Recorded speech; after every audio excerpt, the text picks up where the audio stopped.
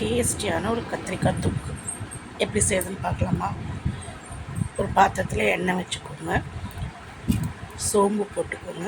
சோம்பு நல்லா பொரிஞ்சதுக்கப்புறம் கருவேப்பிலை போட்டுட்டு பெரிய வெங்காயத்தை சின்ன சின்னதாக அரிஞ்சு சேர்த்திக்கோங்க.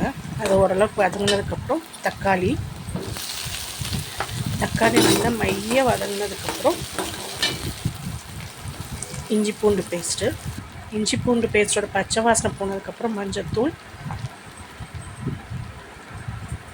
மிளகாய்த்தூள்,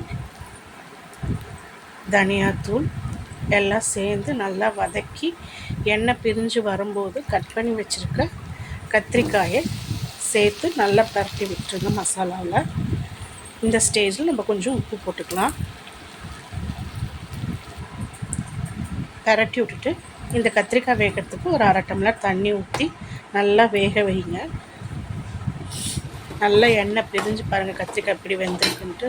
எண்ணெய் பிரிஞ்சு வந்ததுக்கப்புறம் கரம் மசாலா கொஞ்சோண்டு போட்டு பரட்டி விட்டு நல்லா வெந்ததுக்கப்புறம் கொத்தமல்லி தூவி இறக்கிங்கன்னா சூப்பரான கத்திரிக்காய் தொக்கு ரெடி. இது சாம்பார் சாதம், தயிர் சாதத்துக்குலாம் அல்டிமேட்னான சைட் டிஷ்.